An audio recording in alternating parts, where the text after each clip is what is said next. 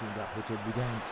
به تعقیب افتاد بازم فرار کیلیان امباپه، حرکت در ارزش خود کیلیان و توی دروازه گل برای رئال مادرید.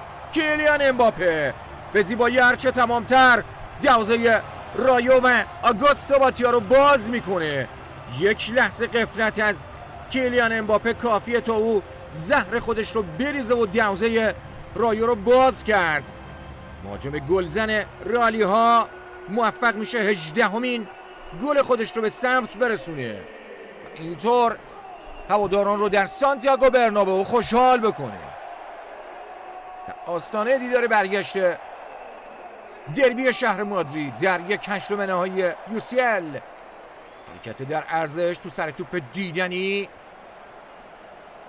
به این شکل توپ رو کنترل کرد، نگاه کرد، گوشه دروازه رو عالی دید، با روی پای راست به توپ ضربه زد و دروازه